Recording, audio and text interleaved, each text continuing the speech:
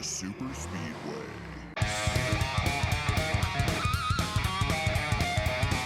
As far as Kevin goes, just want to wish them a merry off-season and a happy Christmas. Welcome to episode 214 of the Super Speedway podcast, recorded Tuesday, October 12th, 2021. I'm your host, Eric Young, and I am joined, as always, by my co-host, James Cush. James, merry postseason and happy Christmas. Eric, I'm not gonna lie. I feel like Chase Elliott stole that from me because in about 5 weeks, where I'm gonna sign off on this podcast and wish you a Merry Christmas, and you'll never hear from me again. So until we're close to Daytona. That's funny. Line of the Such year, a I good think, line. right? Yeah. Oh, such a good line. Yeah. Yep. I can't think of anything better. Boy, what a day that was, huh? That was a day. I'm telling you. I don't know what it is about the Roval, man. Something about it. There were a lot of people that weren't happy with this race, but I don't know how you could not be happy with this race. I thought it was good all around, and we had plenty of drama.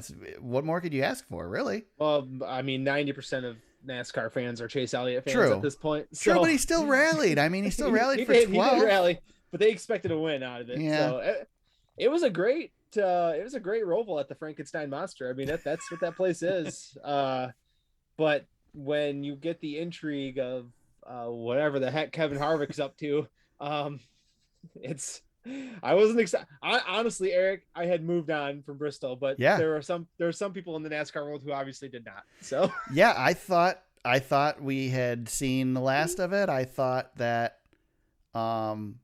everybody was playing it up too much and thinking that there might be something when they got close to each other, and then old Kevin saw himself an opportunity and decided to gas it up and give Chase the old punt.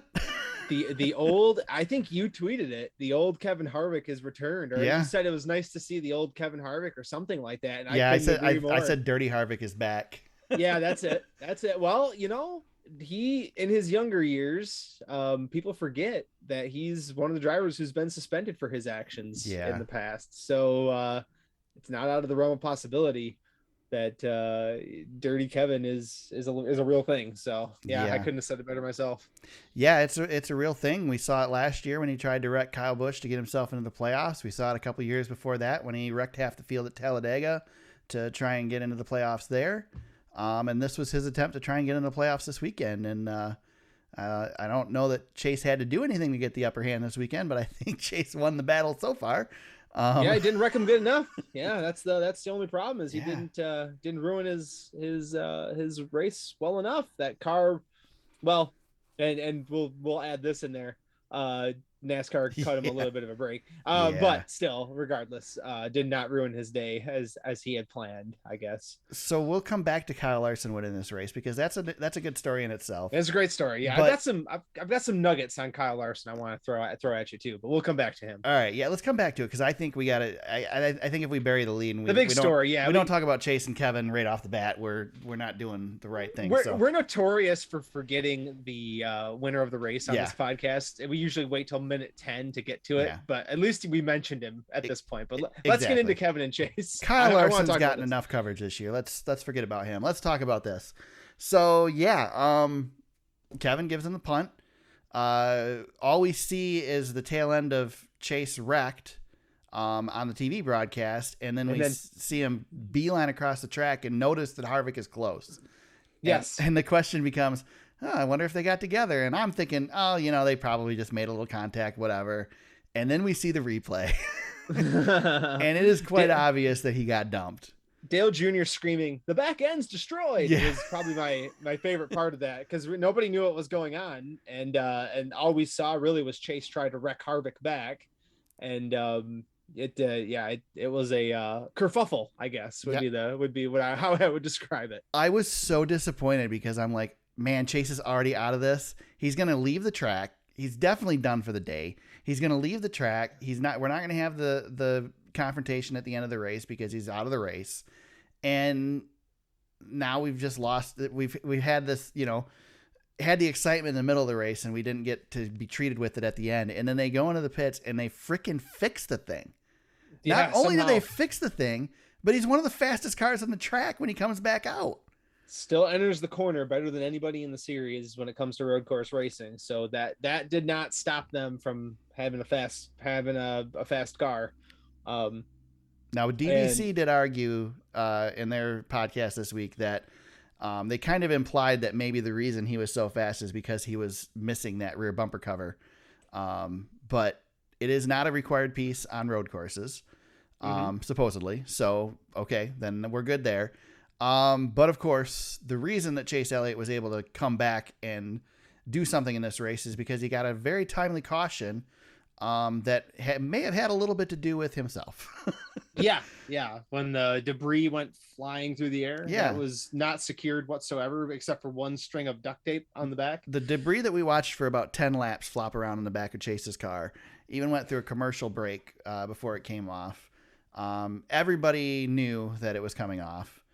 And the argument from NASCAR is that I guess they didn't know what to do in the situation.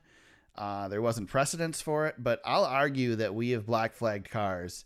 I guarantee you, if we go knock on Rick Ware's door, that we have black flagged Rick Ware racing cars for sheet metal hanging off of them before. Oh my God. Yeah. I know we've black flagged cars for leaking fluids. We've black flagged cars for the whole point is that if we know that that car is going to cause a caution, we black flag the car so they don't cause a caution. Now, I'm on the fence here because I want to argue for consistency because that's what all we ask for. But this did set up a great caution at a perfect point to make the race more interesting, regardless of the Chase Elliott Kevin Harvick situation. But it also gave them a chance to be closer together and create more fireworks, which we got to see as well. I am remiss to say that NASCAR screwed up here, but NASCAR screwed up here and they should have black flagged Chase Elliott. I am never one to be on the side of NASCAR conspiracy. I don't believe in NASCAR conspiracy very often, but this is the first time where I am as sure as I will ever be that NASCAR looked at that and said, well, we can't black flag Chase Elliott. I am as, but Eric, I'm not kidding you. I am sure that ran through the mind of the big wigs before that decision was made. So let me ask you a question. Let me ask you if you're okay with this. I do also agree that it definitely had something to do with the car that was having the issues. But let's say NASCAR makes the argument and then they follow this precedence going forward that yes, we will black flag cars that are hanging sheet metal off and force them to fix them if we think it's going to cause a caution, unless it's going to affect the playoffs. In which case, if it's a playoff driver, we're going to be more apt to err on the side of caution and not black flag them because we don't want to influence the points by eliminating them due to a black flag. Would you be okay with that ruling? I mean, again, I know it's Chase Elliott, but let's say it was somebody else. Let's say it was Ryan Blaney that this happened to, and that's what the argument was after the fact that they say. Would you be good with that? No, because I'd hate to see Chase lose a chance at the playoffs. I'd hate to see him eliminated because of a black flag. I really would. Yeah. That's the rule, and he should have been, but I'd hate to see it happen. Yeah, I understand that, but again, you can't. I know that playoff drivers get a lot of leniency from not only NASCAR, but their competitors. They see the yellow. We're going to talk about this in a little bit too. You see that yellow banner across the front of the car and across the windshield, and those guys get breaks from their competitors as well. Yeah, unless you're Ty Gibbs, but we'll get to that in the that's true. Yeah. or Martin Truex Jr. Towards the end of this race. Oh my gosh. But yeah, I don't know. I think they get enough slack. I think you call it. Listen, man, balls and strikes. Call it as you see it, I guess. But yeah, I'm not disappointed with how this turned out. No, because we haven't even said what happened afterwards. Right. So if anybody did miss what happened. So Eric, we get the field bunched back up thanks to this caution. Yeah. Kevin Harvick eventually struggling on some tires, having some grip issues, and what would you say was going through his mind when he saw the 9 approaching him into the heartburn turn? Well, I will say first of all that Chase Elliott passed about 2 cars a lot quicker through the through the front stretch chicane than you'd normally see Chase Elliott. He was determined. He was coming to get to Harvick as quickly as possible. I don't know. I think Harv had had some Intimidator flashbacks when he looked back in his rearview mirror. He got scared. He got scared.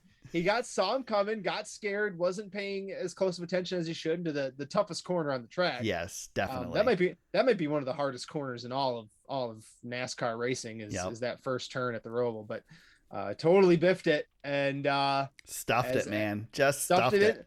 Stuffed it in there, and as the crew said, and as Chase Elliott Nation went buck wild, karma. Yep. Was delivered without Chase even having to get to his bumper. But yeah, I am positive he was scared. Oh, and yeah. I can't believe I'm saying that. Like Kevin Harvick was actually scared about it. But yeah, he saw his playoff end before he lost control of the car and stuffed it. We know how desperate Harvick is to make it to the next round. We've seen examples of it before. We saw an example of it earlier in this race.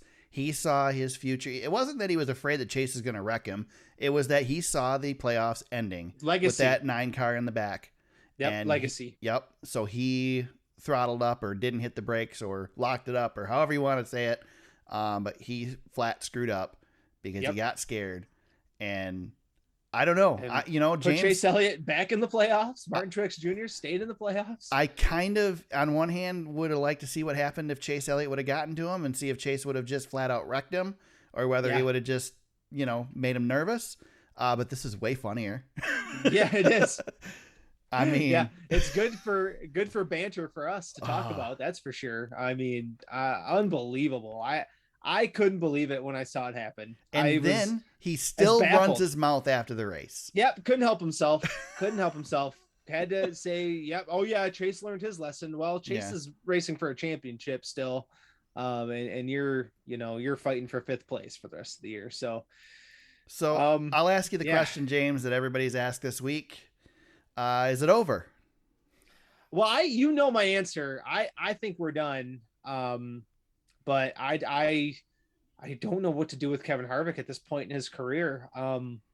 I'd like to believe it's done. I think that they will let this go, but I have a question. Kevin's a wild card, man. When was the last time you saw Kevin Harvick let something go? Do you ever remember it happening? No, he's pretty bullheaded. Yeah.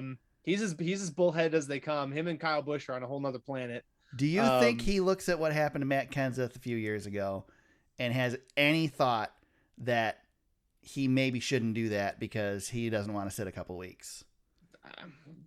Probably. I cannot. He might be thinking it, but as soon as he sees that 9 car and sees an opportunity at Martinsville or Phoenix, he is going to take it. Eric, I can't believe we've come to the point where the guy who played Dale Jr. eventually played the biggest role in the healing of Dale Earnhardt's death.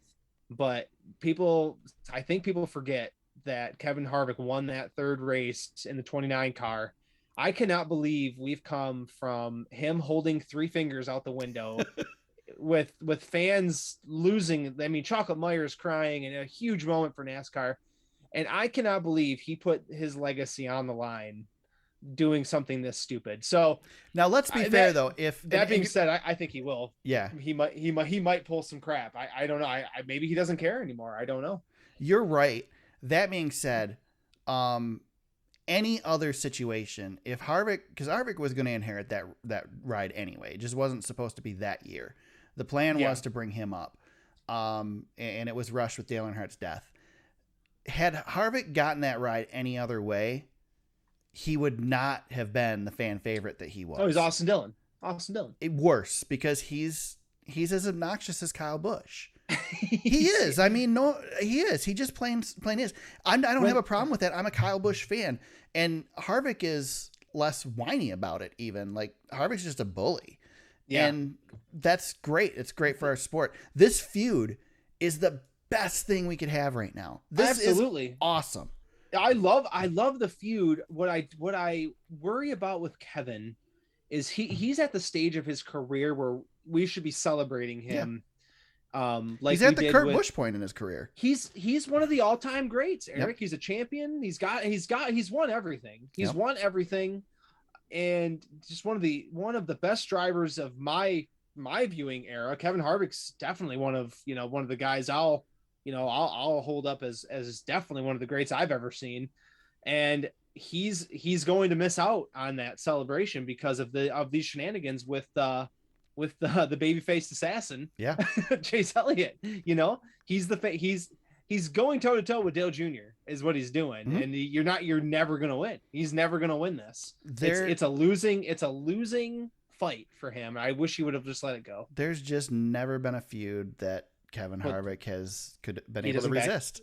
He doesn't back away. No. And he's got a team owner that also is not going to encourage him to back away either. No, Tony Stewart's gonna. If Tony happens to wander across the shop sometime this year, if he's not gallivanting at drag strips, right? And, if we're doing whatever else he's up to these days, but yeah, Tony's gonna tell him not to back down. Yeah, he's gonna keep poking the bear. Part of me is bummed out that Kevin chose this path for himself, and I've always come on the pod and defended him to a point, and I even defended him at Bristol because I felt like Chase was the one who led to the tire being cut in the first place. Right. And this, Eric, I can't. There's nothing left for me to defend. He made a huge error in judgment, in my opinion. But like you said, I love it. Yeah. I love the wrestling heel because we need it. We need this. This is so usually the role that the young guy plays when he's coming in. It's not usually the veteran that does it. Yeah. But yeah, I love it. I could not. I mean, I'm so disappointed that we're at 2.5 mile tracks over the next 2 weeks because we're not going to see any of this at those 2 tracks. Yeah. I can't wait for Martinsville. Absolutely can't wait. The only thing that I wish, James, I hope that Chase Elliott has not already won a race before we get to Martinsville because I want to see Chase vulnerable with Kevin Harvick out there on the track with him. Yeah, I know it. And you know what, Eric? I was thinking too. Dale Earnhardt Jr. never had this in his career. He never came across a rival to this extent. I mean, him and Matt Kenseth had their thing. Well, and you had the Kyle Busch situation, but he wrecked Kyle Busch back, and that was over with. And that was it. It was over fast. But he never had something that escalated quite like this. So yeah, you've got the hero and the villain, and it's. Please don't take me out of context. It's shades of Earnhardt Gordon a little bit. Where you've got the baby face and you got the grizzled, I guess, villain, the dark guy, the Darth Vader character, right? So you've got a little bit of both going on here, which is just so much fun for you and me. I mean, we get to enjoy. I don't root for either of these two guys as my favorite driver. I just love the show, and the show is definitely a part of it. And to add to that, NASCAR loves it. This is what NASCAR wants. 100%. It's ugly and dirty, but NASCAR doesn't care. No. They want some of that WWE entertainment. That they should. It's great. I was again listening to Door Bumper Clear today. The talk of the fans and how loud the fans were cheering every time Chase Elliott passed a car in this race. The fans were so loud that when Harvick hit the wall, you could hear them on the camera in his car. It was great. Yeah. I mean, when was the last time, especially since Dale Jr. retired, that you can remember an entire grandstand being that into a race that wasn't even for the lead? The only thing I remember was Kenseth Logano. Yeah. Honestly. And that was the dirtiest move of all time. Yeah.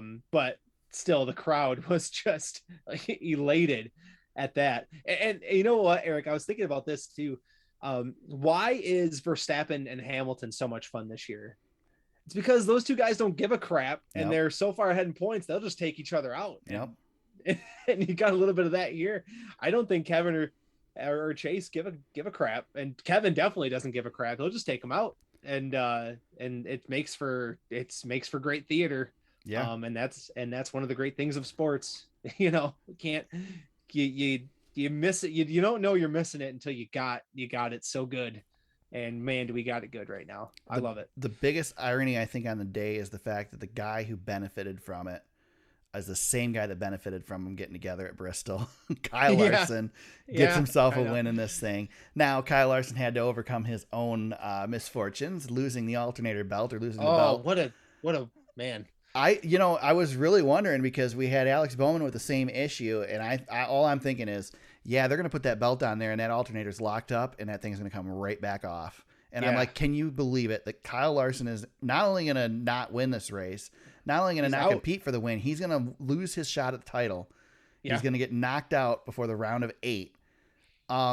James, first of all, I just want to say again, you cannot ask for a better system when the guy who is the favorite, if this is what you want, if you want that excitement, if you want that nobody's safe attitude, you cannot have a better system than the one where the guy who has dominated the season can, one error, one mistake in this race could have cost him a chance at the playoffs. And think about the entire round for all of Hendrick Motorsports. Yeah. The whole organization bungled Las Vegas. Yep. And that's the reason William Byron's not any closer. We'll talk about him in a minute.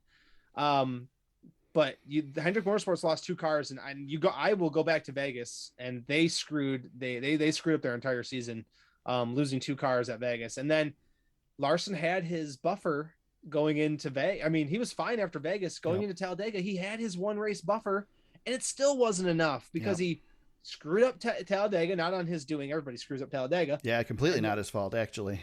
But exactly. And I look at this moment on Sunday, what that team was able to do. Incredible. Eric, remember last year in Martinsville when Chase Elliott's pit crew almost lost the season on a pit stop? Yep.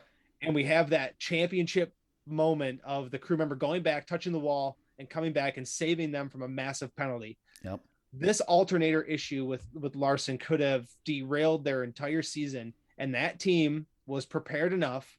Granted, they had a long caution period on this track, but still, they were prepared enough that they could get that car fixed and get him back in the race, and not only be competitive, he was right back on track and able to win the race, and get 5 more playoff points for the next round, which is going to be huge, going into 2.5 miles in Martinsville.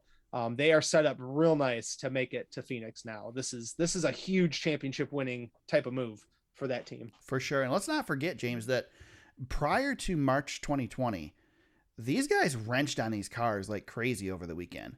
They don't do that anymore.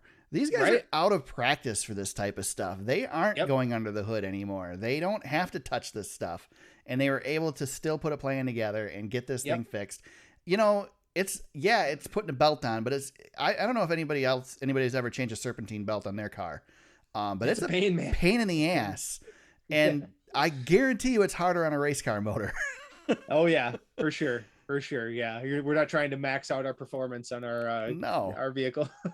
Imagine the pressure that these guys are under to make this change. Oh man! And then not only that, but Larson's able to come back through the field, lead a total of 8 laps, and win this thing. When he came back through, I couldn't believe it. I was so mad, James. I benched him when he was having his trouble because it's like I had him for fantasy, and I put him on the bench.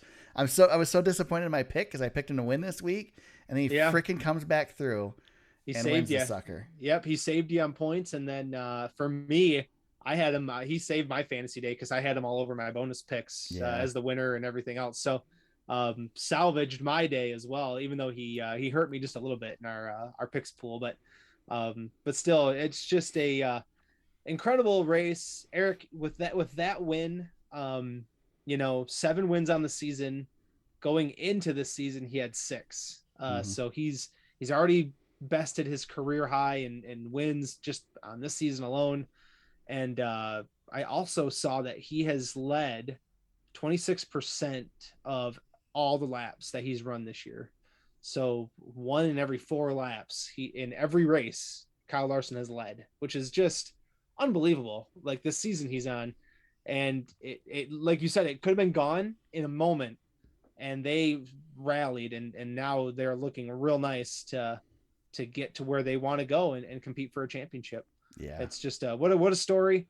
Not to take anything away from Kyle, even though he wasn't the story on Sunday, he's the story of the season, and that continues heading into the final round here. But the funny thing is there's another guy who dominated the first stage of this race, led 25 laps on the day. Yeah. And is ready to play spoiler in this thing. Yeah. Denny Hamlin is right there, man. So ready to steal this sucker away at the end. Yep. It's got to be between these two guys. But, man, can either of them not choke? Well, I don't trust either before Denny. Phoenix or at Phoenix. I don't trust Denny. I don't either. Because of that's history and that's earned. But he's great. Let's put it this way: how many opportunities has Denny had, and how many opportunities has he choked out of? Exactly, every single time. Exactly. But he'll probably win Texas because they win the first race of each round and set themselves up. So we'll see. We'll see. That's what true. They I can have do to consider that. I wasn't going to pick him, but maybe I should pick him. I know. I thought about it. But he'll be good in this round. He'll be in good shape, I think, to get there. So. I like these two guys. I think they've separated themselves. Denny definitely by his racing in the playoffs has separated himself. I think it's Larson 1, the Hamlin 2, and then whoever else can get there. Whether that's Chase, whether that's, even if it's a Ryan Blaney who sneaks in there, I don't know, but lots of opportunity here for some first time champions who can try to make it through there, and Denny included. The only previous champions we got left, Keselowski, Truex, Kyle Busch, and Chase Elliott. So that's half of our 8. So we're going to see experience versus non-experience, I guess. But we're gonna find out here very soon. Logano's still in there, isn't he? Oh yeah, Logano. Yep. I was gonna say there's 5 guys who've won championships so far. Yes, I'm sorry. Yep.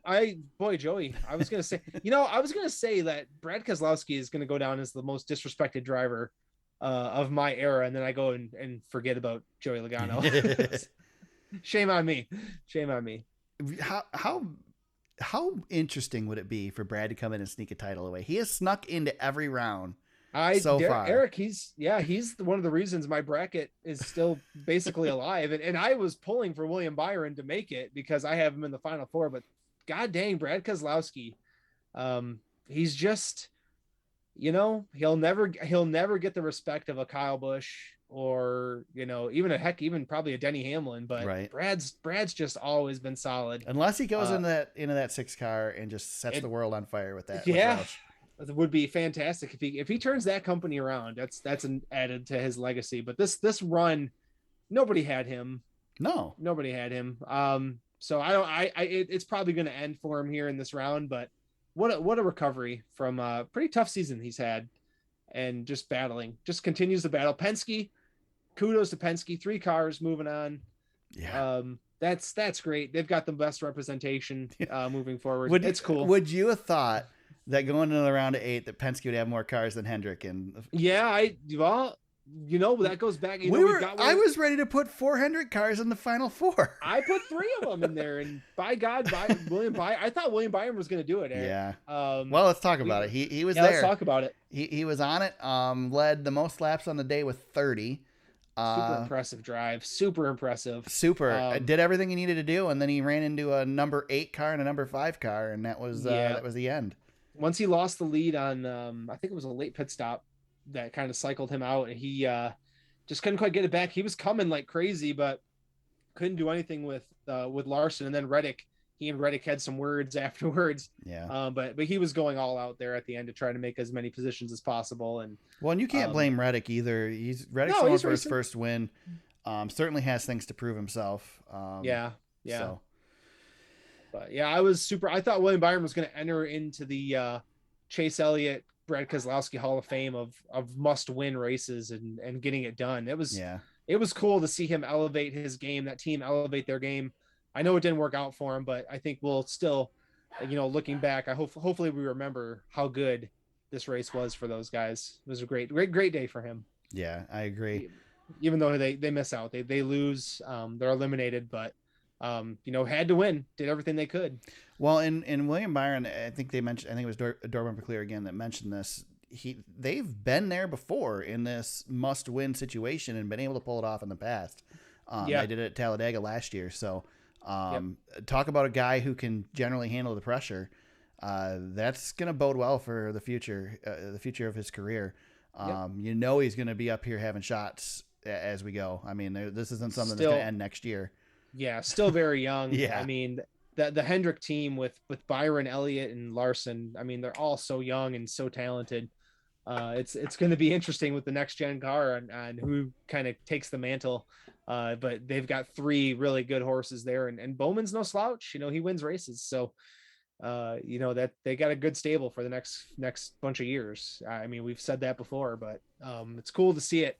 Cool to see it come to fruition. And I was hoping William would get it done, but not meant to be this year. But lessons learned. I think this is going to be really valuable for them, you know, moving into the next phases of his career.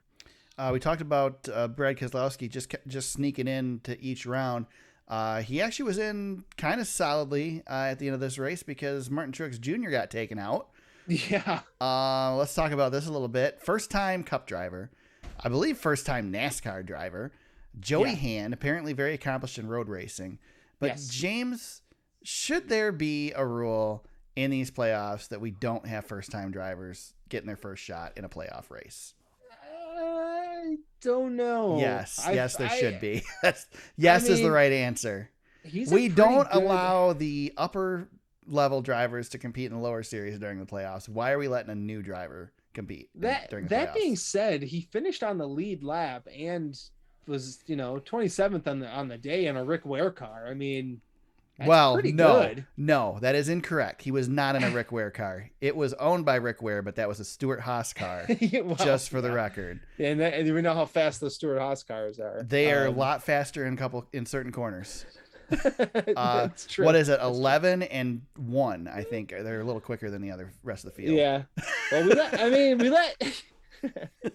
we let Quinn Houff out there every single week. I don't know. I mean, I don't know, man. It really rubs me the wrong way when a guy is getting his first start and he almost costs the guy a chance at the playoffs. Yeah, we've had this a couple of times, honestly.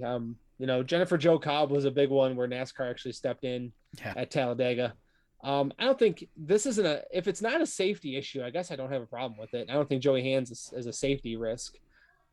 He's accomplished enough on road courses where I wasn't really bothered by it. That being said, he needs to leave Martin Truex Jr. alone, not run into the back of Martin. He's got to be a little bit more aware. Yeah. But you know, Tyler Reddick he's an accomplished road course racer, but driving a road course car and driving it's totally different. A NASCAR Cup Series car on a road course, it's 2 different things. Yep, that's true. So I don't know. I think there needs to be more restrictions to get into a Cup Series car. Period. Yeah. You used to have to run lower series to earn a spot and to be allowed to run on these tracks, and now it's just the big tracks that you have to earn your way into. Yeah. I get it that there's fewer opportunities available because of money. So people come in with some cash and they get a shot, but it shouldn't be that way. There should be some more restrictions. I don't want to specifically pick on Joey Hand because there's certainly other drivers, including drivers that start week in and week out, that Cody Ware, that shouldn't be running every week. So, hey, Eric, just to play devil's advocate with you on this one. Yeah. So who owns the Rolex Grand Am Sports Car Series? I have no idea. NASCAR. Oh, that's right. Yeah, NASCAR. Sorry. So he has 62 NASCAR starts. If you want to, he doesn't though. I'm just saying. It's just devil's advocate. I'm just going to leave that out in the air, for everyone to hear. I don't have a dog in the fight. Okay. All right. That's great.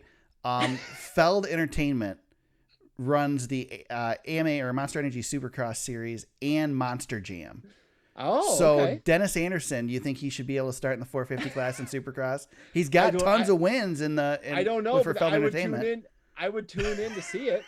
I mean, they let Clip Boyer ride a motocross or Supercross bike right into the freaking wall of an arena. And Ricky Stenhouse. Yeah. So. Yep. Anyway, I get your point. I don't know. I still think there needs to be some. I think you need to show what you can do in a stock car before you get a shot in the big leagues. Let's see him in the Xfinity Series first. Yeah. I feel like you should have like maybe 5 Xfinity Series starts or something. I agree with you. I don't disagree. When Michael Jordan played baseball, he had to go to the minor leagues first, right?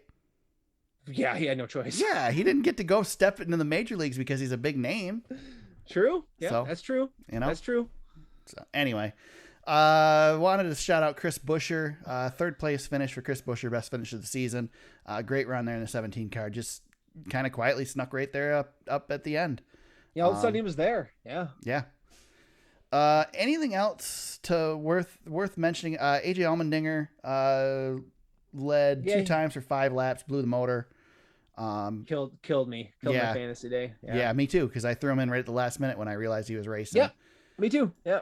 And yeah, that one hurt. And yeah, I just freak thing with the motor, and certainly they were running a different strategy. It was interesting. Would have been interesting to see if it would have played out, because they were trying to pit fewer times than everybody else, and might have worked, cool. Might not have. We know he's got the ability to win these things in the Cup Series, so yeah, would have been cool. I thought Daniel Suarez was really having a great day. He ended up 13th on the day, but I saw him up front quite a bit, working up there with the guys, and then Matt Benedetto had a great run. Yep. So yeah, just some names to shout out there, but at the end of the day, Kyle Larson does it again, and I don't know what else to add.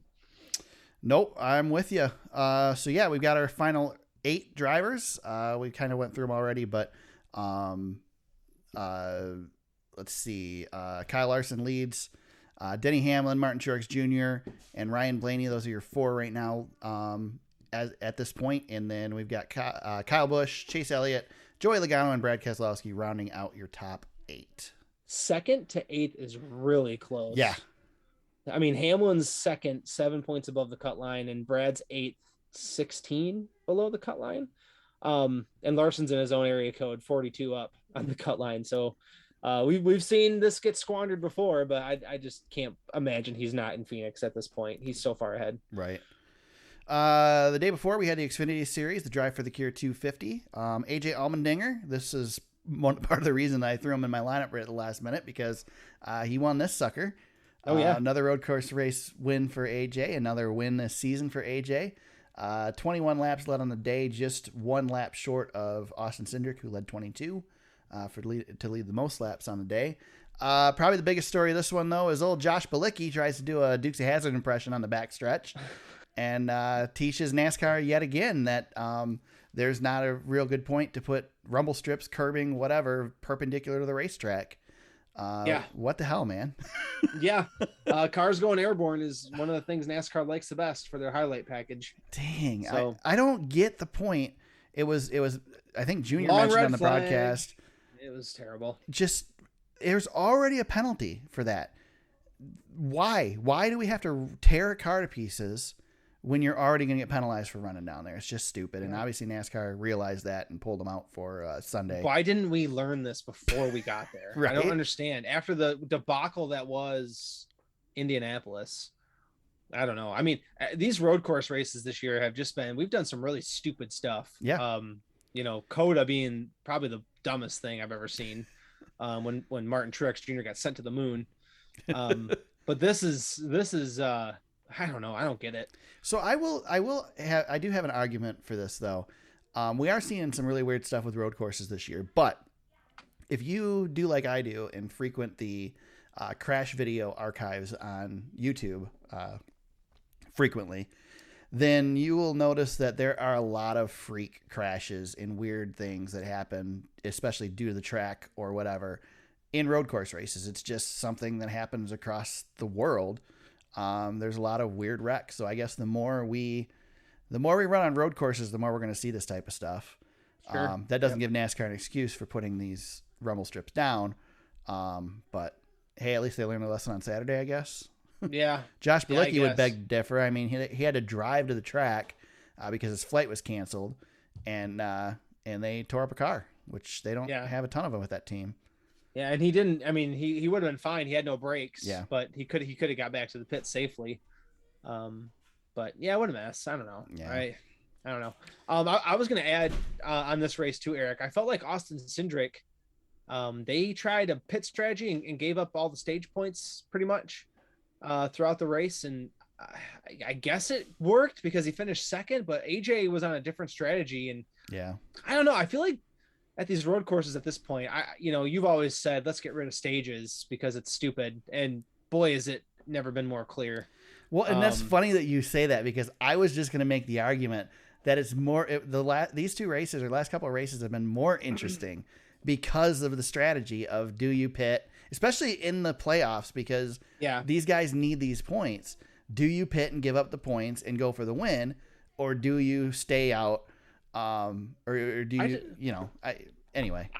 I just don't understand the strategy of giving up everything in stage 1 when you could just do the same thing in stage 2 and end up back up front. I don't know. I feel like just like Austin Cindric was going to win stage 1, and would have benefited you. You had him in our picks, so you lost 10 points right there. Well, here's the argument. He doesn't need the points. Personally, he doesn't need the points, but regardless, I mean, it doesn't matter. You got stage 2 coming. You're going to do the same thing. Why not just go out there, get the playoff point? The playoff point's pretty valuable. Well, here's the argument that proves what you're saying. Daniel Hemrick finished first in both of the first 2 stages. Mm-hmm.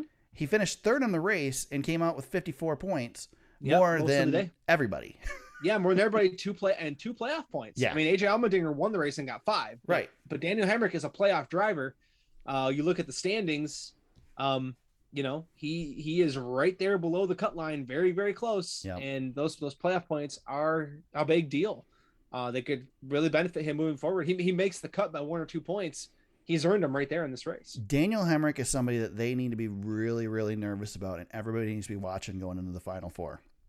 He's fast. He has a good chance to sneak in there, and he is going to win a race. At some point, he's going to win a race. So if you give him the opportunity to win that race and win a championship, don't give him that opportunity. Die on this hill. It's going to happen. He's going to win a freaking race. You got to think he's going to next year. He's over to he's running Haley's car. That's right. Yeah, he's going over to Kaulig. Yep, he's going over to Kaulig. So right. I mean, you would think he could win in a Joe Gibbs racing car, but he's going to have a pretty good shot next year in that Kaulig car too. Yeah, so. He'll be fine. He'll be fine. He's going to do just fine. But I still think he's going to win one yet this year. He might. He very well might. He's had the speed all year. I mean, we'll talk about him maybe later. That's all. That's all I'll say. So, only other real interesting thing in this race is Ty Gibbs certainly taking no prisoners throughout the field in this race, including Harrison Burton, who he roughed up a little bit. I was reminded by DBC that, of course, Harrison Burton is not returning to that team next year, so maybe a little bit more of a reason to not cut Harrison any slack. But Harrison's in the playoffs, right? Yeah, Harrison's in the playoffs. Ty's not. Don't be roughing up playoff drivers, especially when you're their freaking teammate. Yeah, I mean that's Ty's car next year. So yeah, well, it's also Ty's MO. I mean, I love the kid, but he's aggressive, and that's what we love about him too. So I don't know. Yeah, and there's no love lost between these two. I think if Ty didn't exist, Harrison Burton would be in a much different position. Yeah, with Joe Gibbs racing, but that's true. When you've got that rocket ship coming behind you, he figuratively and literally he bulldozed his way through the Xfinity Series this year. So super talented, and he made some mistakes, but Eric, he's a baby. He's hold on, he was born he's 18 years old. Yeah, I mean, my God. Oh God, yeah. I can remember 18 years ago barely. Oh, it's funny. Let's see. Worth mentioning in this race, Preston Pardus finishes 7th in this one. So good on him. Other than that, pretty much it wasn't as uneventful as the results look, but there's not a whole lot. It was a great race. About. Yeah, I watched a lot of this one too. Michael and Nat came back late, and good to see him back out there so he can kind of finish up. He's been battling that leg injury, and he's retiring part-time, I guess. Yeah. Moving forward, but looking forward to seeing him finish out his career. And then I don't know. We've got ourselves a playoff battle here. Heading into to these last 3 races. I mean, they're on the same schedule as the Cup Series now, so I like you were saying, we talk a little bit about the championship. I like Hemrick. Heck, I like Noah Gragson. I don't know. Yeah. I think it's I think AJ and Austin Cindric are probably pretty good to get to Phoenix, and it'll be a good battle between those two guys. But there's a lot of room here. Harrison's still in it. Justin Haley's still in it. Brandon Jones. So we've got some pretty talented young drivers with some really good stuff. It's going to be one of those Final Fours, James, that it's going to be any guy's race. we're Yep, not going to know going into this final race who's going to win it. So yep, exactly. no matter who gets exactly. no matter who of the 8 get in, it's going to Yep. be up in the air. Any of these guys could win. Yep, exactly. So could be the best playoff race of the weekend, championship weekend. So yep, exactly. Anything else with this one, James? This is 5th victory for AJ Allmendinger this season. 19th top 10 finish. Sam Mayer was the highest finishing rookie in 10th place. There you go. Let's see. Jeb Burton, Myatt Snyder, Jeremy Clements, and Riley Herbst did not advance to the round of 8. Yep. There you go. right. Let's talk some news. We got some news to talk about. James is really excited about this story. Texas is not going to use PJ1. They're going to put resin down this weekend. I'm glad you left my note in the notes. I don't even know if we need to say it, but it makes me laugh. Yeah, we'll leave it in the notes. People can look it up. Don't take it out. There you go. Yeah, just leave it there. Look at the notes if you want to see it. That sound is the same sound that was made by the next gen cars at the Robo Test, James. That's right. Yes. Speaking of which, next gen cars testing at the Robo. We had 2 days of testing. I think we're done now with testing there, right? I think there's going to be another test after the end of the season on the oval.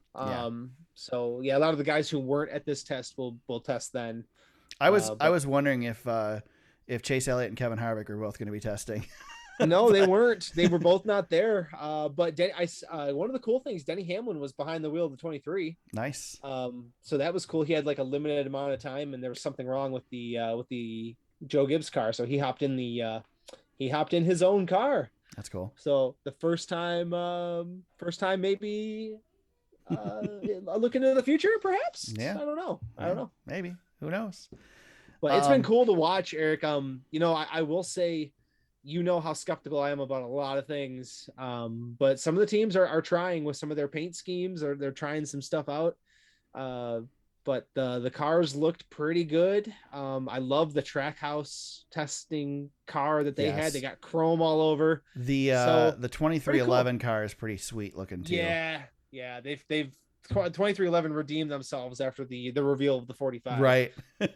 So no, it was cool to see so many next gen cars on the track, and they're working through a lot of things. Keeping these cars cool. Yeah. It seems to be an issue that they're still working out. They've got air ducts in the front windshield, slits in the back windshield that they're trying. Yeah.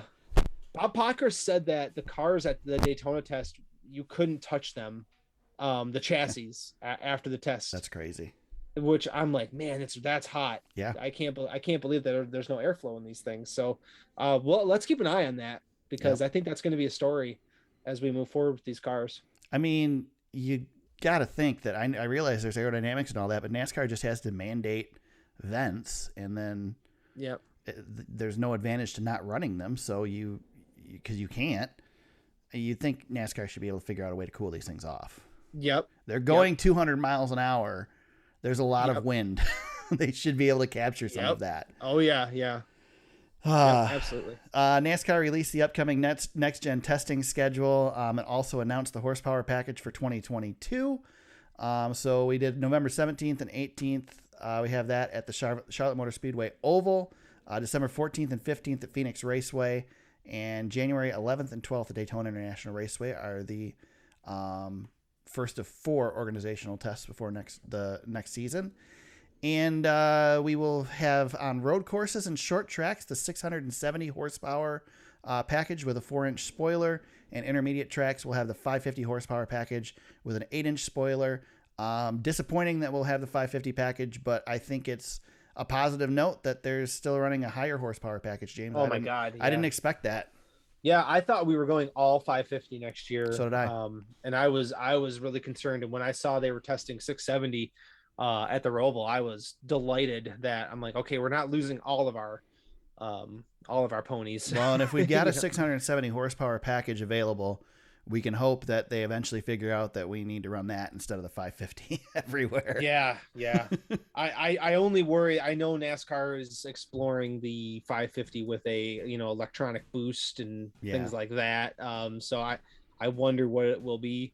I will say, Eric, go ahead, cue the Cue the music. The cars sounded a little better with 670 than they did with 550. They still sounded the same. They They sounded don't the same, sound the but I same. like the sound. They did. Freddie Craft said they sound quite a bit different than the day before. So They sounded a little bit better. I was a little more optimistic about that. So they still sound like we've got cards in the bicycle spokes, but I love it. I think it sounds cool. yeah, pop, pop, pop, pop, pop. Right. Yep. That's what I hear when they drive They away. sound like muscle cars, man. Yeah. Even if it's manufactured, it sounds cool. I don't know. I yeah. like it. We got some news this week that we kind of expected, and it's official now. Ty Dillon is the new driver of the full-time GMS Cup Series entry for next season. 94 will be the car number. Can't run 23, of course, because there's somebody else who runs that number right now. But yeah, we all knew Ty Dillon was going to get that ride. Not sure whether it will have a charter or not. They said they're going to run full-time regardless. So Yep. there you go. Pretty cool. Yeah. I'm excited. That's good. I like these. You know, from the Roval test, Corey LaJoie was really optimistic that the lower budget teams might have some more parity. He didn't think that there would be as much parity in these cars. So, you know, a team like GMS with some decent backing, and Ty Dillon's a solid veteran. He's been around for a long time. So, you know, maybe there's some room there for those guys to be a top 20, you know, when they show up at the track and when they can make it, you know, make battle for top 20s. I think that's realistic for those guys. And I'm looking forward to having them in the Cup Series. They've had a good, you know, they've been really solid in the lower series of NASCAR and the Truck Series and things. So looking forward to see what they can do. Yeah, GMS has done a good job of building up an organization. Certainly the next logical step is for them to be in the Cup Series. It may not be, you know, to the level of, I think, Colleague the first season, but certainly going to make some noise in the Cup Series eventually. And good to see Ty Dillon get another shot in the Cup Series, you know? Yep. He didn't, you know, every driver should hopefully have a chance to go out on their terms. Yeah. Not saying that Ty Dillon's of that level, but you know, he gets one more shot here. Yep. And if this doesn't work out, then, you know, at least he'll have that. He'll know that he's, you know, hasn't given up on it, and he went out, you know, on his terms. So we'll see what he can do. Yep.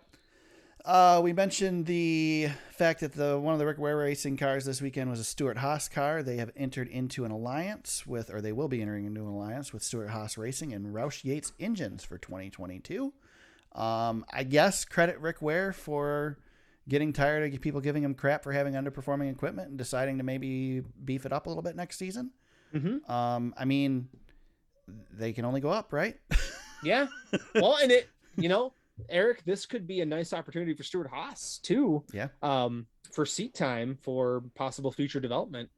You know, the Xfinity Series cars and the Cup cars are going to be very, very different. So, yep. You know, if you've got a driver that might be in the pipeline somewhere along the way for Ford, it would make sense to put them in a Rick Ware car maybe versus an Xfinity Series car. So, give Stuart Haas a little bit of flexibility with their driver lineup, especially, you know, we know Kevin Harvick's coming back at least for another year, maybe possibly two, more than likely. So, yeah, I like this for both. You know, this should elevate Rick Ware a little bit, and give Stuart Haas a little bit of you know, runway with some of the different things that they want to do too on the development side. This is good. You know, Yep. Good chance for Stuart Haas to get some testing in too if they want to test a few things. So, right, really, really good for both sides.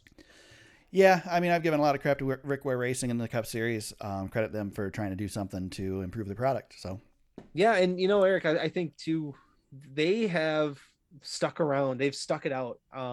They didn't cash out. They didn't, right? You know, yeah, they certainly could have done the Spire thing and sold off some charters. You know, their driver lineup is skeptical at best, most of the time. But hey, man, they got a second place IndyCar driver. And they're running for them. Exactly. And they're, you know, they're here and they're invested, yeah. And we should, you know, we shouldn't give them as much crap as we do, but they give us so many opportunities to do it. They do. They can't, we can't help ourselves. I mean, they do what they do, and yeah. You know, that is what it is. You make bonehead moves, you're going to get called out for it, man. That's just what we exactly. do. And I think again, that's what James and I do. The two guys who've never driven a race car before. That's right. That's but right. have tons of experience on NASCAR heat. Yes. Right. Right. Yes. Speaking of which, I didn't add that to the news, but NASCAR Heat supposedly is coming to the Nintendo Switch, James. Yeah. I mean, it's NASCAR Heat, but I'm going to play it. I will totally buy it. You're going to, yep, and you're going to race 3 races and say, and then you're going to. No. I will use it a ton because I love being able to play portable. I will probably play it more than NASCAR Ignition. More than likely. I love my Switch. You are going to get NASCAR Heat, and meanwhile, Todd and I will be racing NASCAR Ignition. Oh, no. I'm going to get Ignition as well. Oh, are you? I didn't know that. Oh, yeah. Okay, I'm totally buying Ignition. I've already It's going to be a very expensive couple months for me because I have Wreckfest is coming to the Switch, so I've got that. Don't waste your time. The GTA Trilogy is going to the Switch, so I'll be buying that. I've got NASCAR for the Switch, NASCAR Heat for the Switch, and NASCAR Ignition, and NHL 2022 or whatever the hell season. I would say if you want to save yourself anything, don't get Wreckfest. I'm getting Wreckfest. Totally, it's a waste of time. It isn't though. See, I like that type of game, so I'm down for it. It's just I've already watched gameplay of it. I like it. Anyway, we're off on a tangent here. Yeah. Let's finish out the news. Last thing, NASCAR. We'll talk to Kevin Harvick and Chase Elliott prior to next weekend. Yeah. Our best friend Scott Miller, NASCAR Senior Vice President of Competition, spoke on Sirius XM NASCAR Radio this week. Said we definitely have something brewing between those two. No kidding. Yeah. We spoke to them after the thing at Bristol, and we'll circle around. And I don't know if we'll have them together to talk to them individually to see where they are right now, but we don't need that continuing, and we will do what we think is necessary to get that one calmed down. I think they will pull them in the NASCAR hauler. They will give them a little wink, and they'll say, please, guys, stop that, and then wink again and send them back out to cause more havoc and get more fans. Yeah. So. I don't know. You ain't gonna tell Harvick nothing. I know he isn't listening. Chase Elliott better hope it's over. If not, he better just be watching over his shoulder. Well, let's put it this way: this is over for Chase Elliott. He is not thinking about. Well, he might be thinking about it, but he is not. He's done. He better be thinking about it every time he's around that 4 car, though. He wants this to be over with, and Harvick does not. See, here's the thing: to go from Harvick's point of view, Harvick hasn't accomplished what Chase did yet. Chase essentially cost Harvick a chance in the playoffs. Harvick has not done that yet. Is this the first time we've brought a topic up 2 different times on the same podcast? It might be. I'm proud of us. I mean, we should have just talked about this the whole episode and not talked about anything else. It's such a great topic. The rest of it's just a waste. This is man. I hope it comes back. I hope we get more of it. Man, Harvick I want to see these 2 box. If you and I ever competed in a NASCAR video game, we would be Harvick and Elliott, and I would be all over your business. Yeah. I would. You wouldn't be able to catch me though. Yeah. Okay. Yeah, I would not. I would not be able to be friends with somebody that I raced against. There's just no way. So no, probably not. Any other news I missed, James? I think we caught everything. I think we did, man. I can do a quick check of the Twitters, but I didn't see anything. I didn't see anything too pressing, unless you want to. There's nothing really much there. So right. I think we caught the major stuff. Let's talk Texas Motor Speedway. How disappointing to be going Texas Motor Speedway after we leave the Roval. All the excitement we had there. Where we'll now be praying for a caution flag at any point. Is this it's a 500 miler too, for God's sakes. 500 miles with 550 horsepower at Texas. My God, but they're putting resin down, James, so that'll cure everything. So James, I still am ahead of you. You've gained a little bit on me as well again this week. 13 points you gained on me. Mm-hmm. But I am still leading by 55, and because of that, you get to make the first pick. So who is your pick? We have the Andes Frozen Custard 335 for the NASCAR Xfinity Series. Can't make it up. Yep. Who are you picking for the Xfinity Series, James? Well, we talked about him a lot earlier, but I'll take Daniel Hemrick. I think he's going to be fast, and he likes himself some stage points. So I'll take Daniel Hemrick to get it done. There you go. I am going to go with the only driver that led more than 20 laps here in the spring whose name wasn't Kyle Busch. And I am going to go Justin Allgaier is my pick here. Nice. Texas. Yep. A couple of championship 8 drivers that we're looking at right there. So, yeah, I like Justin Allgaier. Who did we pick at Texas 1? I had Justin Allgaier. Did you? And you had Daniel Hemrick. That's funny. That's hilarious. Yeah. So, and Hemrick wrecked, right? No, Hemrick beat him. He had 51 points. Allgaier had 44. But like I said, Daniel Hemrick likes himself some stage points. So I think I feel good about this one, but this should be good. A little reversal of what we did the first time. I didn't expect Justin That's Allgaier really to be your pick. Yeah. So that's cool. I Good actually looked at history, like recent history, and not just average finish this week. So put a little more effort in than normal, but I'm still struggling with my cup pick. So Auto Trader Echo Park Automotive 500 on Sunday for the NASCAR Cup Series. James, who are you going with? Get him while I can get him. I'll take Kyle Larson for win number 8. I'm pretty sure he'll probably be somewhere near the pole for this race too. So I'm chasing still. So I got to take the best in the business and go Kyle Larson. I am going to go with my gut, James. And I hope you do it. I'm going to go with the guy who has the 7th best average finish here. He led 20 laps and finished 4th here last fall. He led 150 laps and finished 7th here last spring. I'm going Ryan Blaney. Ooh, I did not expect that one. That's cool. I thought you might make the Denny Hamlin switch, but Blaney's good. You know, Denny's just not. I can't go with Denny. The other one that I looked at, 2 wins in the last 6 races here. 1 here last fall. Kyle Busch, another good pick for this one. But I don't know. I just feel like Ryan. I've been on the Ryan train this year that he's gonna. He'll be good. Keep clicking these things off, and I still think he's gonna sneak into that Final Four. So. He's sneaking his way into the playoff picture more. I mean, this is the complete opposite of what he did last year with that early exit, and that team's performed very solid. They should be very good. But I will take the guy who won the All-Star race at the Texas Motor Speedway. So I don't know. I don't know how it's gonna go, but I like our picks here. You can't ever go wrong with Kyle unless it's super speedway. Pick Kyle. I hate that I have to pick him so much because it's boring kind of for our purposes. But I mean, I want to win. I think I should get bonus points for taking some risks this season because I don't think you've taken a lot of risks, James. Oh, I took some risks. I took Derek Kraus this year. I took Eric Jones at Daytona. Yeah. I took let me see, William Byron a whole bunch of times. It's not a risk. That's a risk. That's a risk for Hendrick. Yeah. James, let's talk fantasy league. I know that I noticed that Ranger Runyon put the old victory bow up on the Twitters. It's been a while since Ranger did the bow. Oh man, yeah, he got it done. Protected his lead. I'll do the overall really quick. Ranger is first. Team Draftonia continues to march up the standings.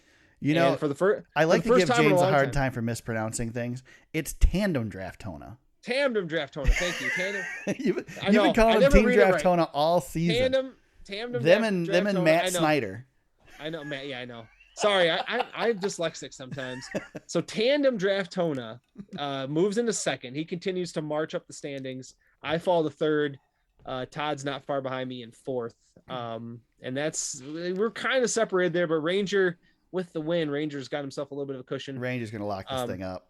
Yeah, Bird 8U still leads the playoff standings that we have. And then just for the race, so Ranger 1, Green Eggs and Hamlin 2nd. Eric, you were up there, but Tandem Draftona was 3rd.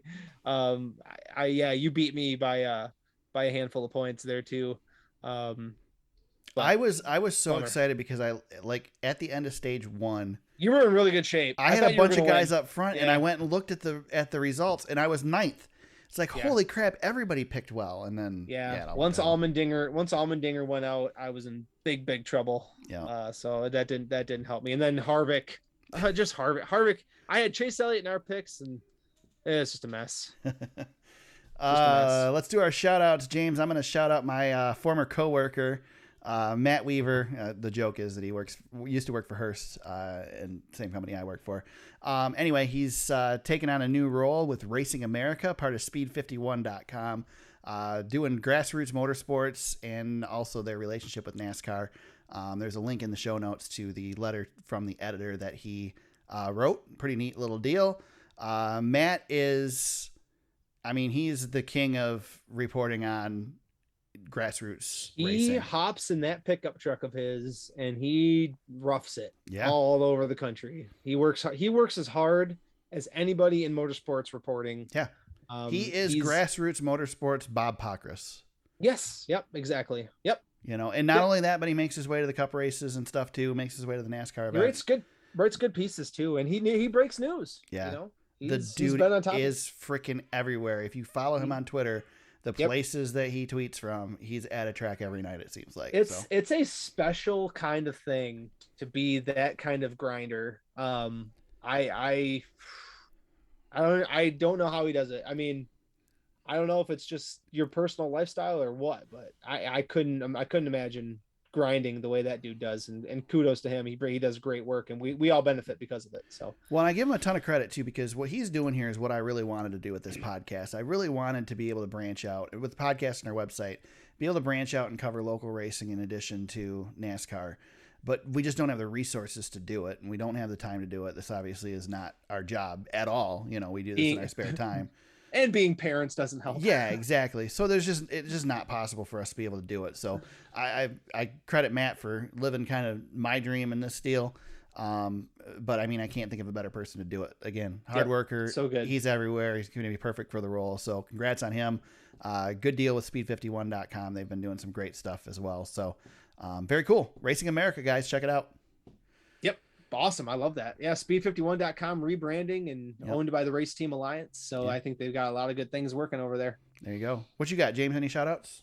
Yeah. So I sent you and Todd a meme earlier this week of a picture of Sheldon Creed's truck and Vince Walsh's face.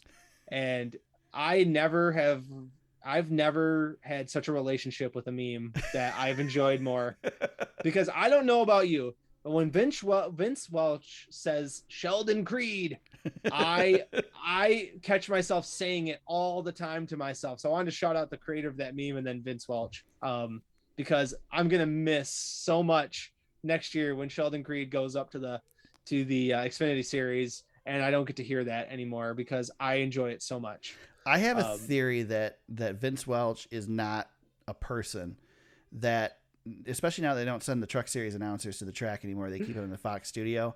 I think he's just a soundboard. I think they just push a button and have him say pre-recorded pieces. I don't know.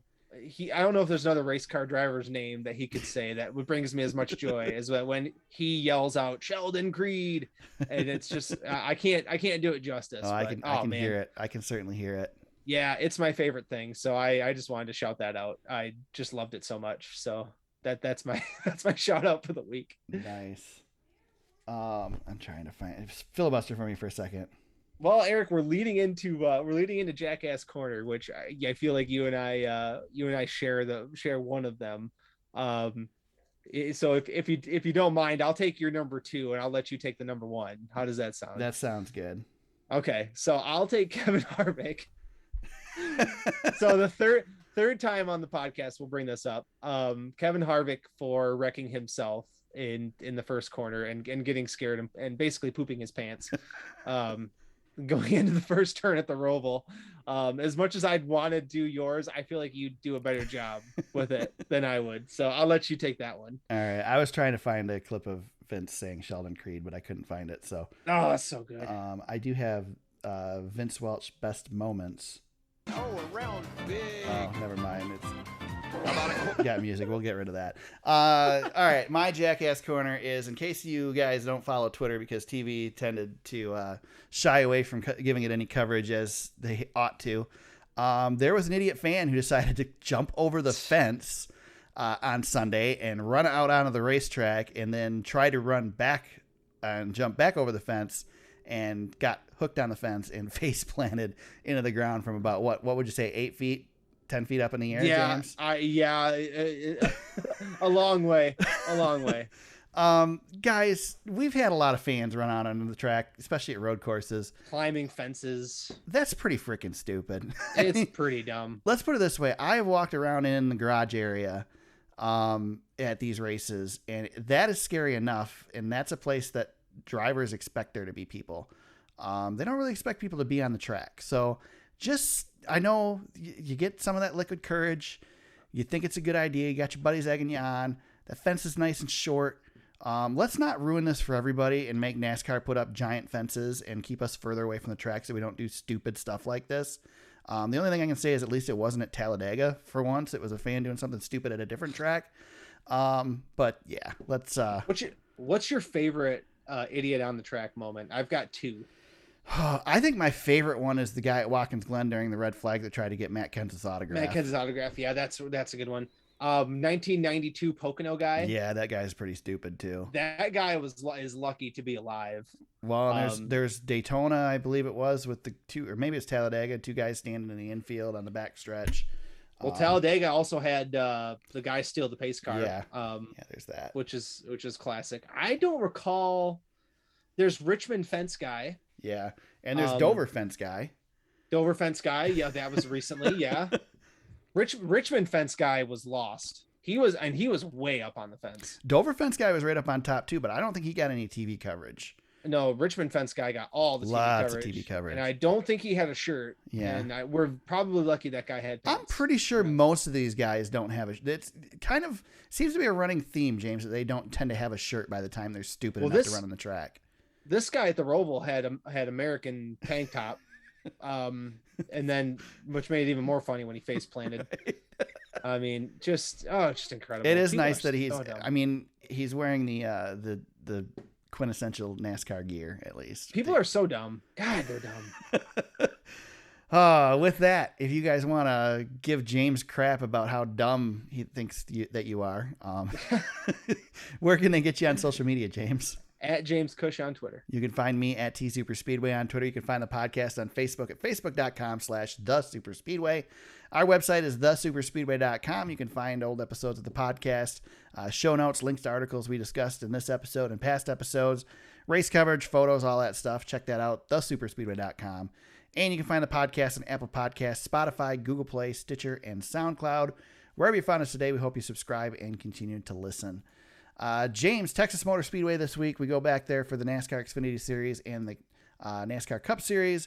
We'll be back next week to try to find enough to talk about to fill a podcast after probably one of the most boring races of the season.